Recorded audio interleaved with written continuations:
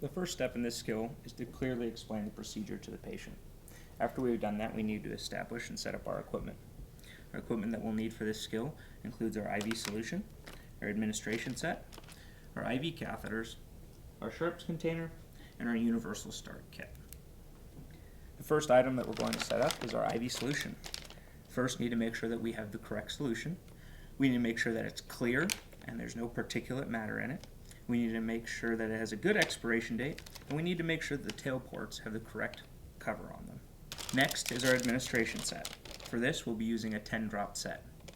After we've chosen the correct administration set, we'll go ahead and remove it from the packaging, and we'll go ahead and untangle the tubing. From here, we want to make sure that the protective caps are on both ends, and we want to move the flow clamp close to the drip chamber. From there, we'll remove our saline solution from the packaging, remove the tail port cover, we'll remove the cover from the drip chamber, and we're going to spike the bag by pushing and twisting them together. Once we've broken the seal, we'll go ahead and turn the bag upright. We'll squeeze the chamber until it's about halfway full. From there, we're going to purge the air out of the administration set. Once the air has been purged from the line, we'll close the flow clamp. We'll take the bottom of the administration set and attach it to the flow clamp. And from there, we'll hang the saline solution where it needs to go. After we've set up our saline solution and our administrative set, we're going to get ready to perform a venipuncture. At this time, we need to set up our equipment. Well, first, we're going to set up our tape.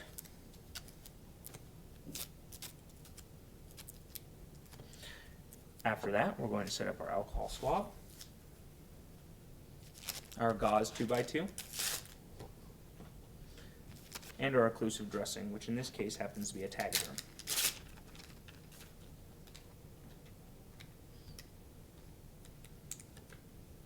After that's completed, it's time to put our PPE on.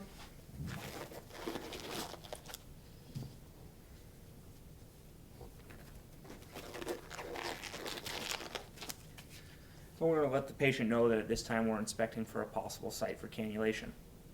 Once we've found a site that we think will be okay, we're going to head and apply our tourniquet.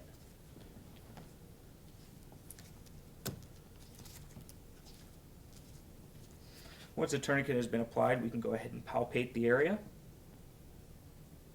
Once we're satisfied with it, we'll go ahead and pull our alcohol swab out, and we'll clean using an aseptic technique, starting inside and working out.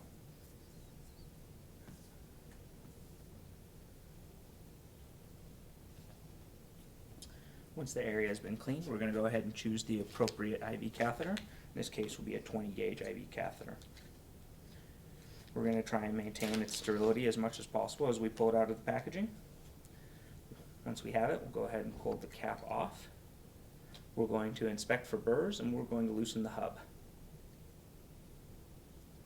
From here, we're going to let our patient know that we're getting ready to perform the puncture. We're going to grasp the arm from underneath, pulling the skin tight so that the vein is stable. We're going to come in with the stylet bevel up at a 45-degree angle, and what we're looking for here is as we insert a pop and as well our flash chamber filling. Once we have the flash chamber filled and we felt the pop, we're going to go ahead and lower 1/8 to 1/4 of an inch, advance the catheter till the hub meets the skin, and lock out our needle. From there, we'll go ahead and pinch the hub in place, remove the needle, and sharps it immediately. At this time, if we needed to perform a venous blood draw, we could by attaching a syringe and drawing back. Since we don't need to, we're going to go ahead and attach our administration set, release our tourniquet, and we're going to go ahead and open up the flow, looking for a patent line. At this time, we have a patent line. We can go ahead and secure it using the tagaderm.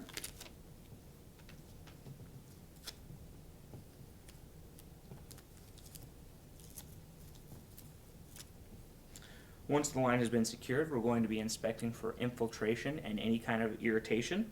We're also going to be inspecting for the therapeutic effect of our normal saline solution.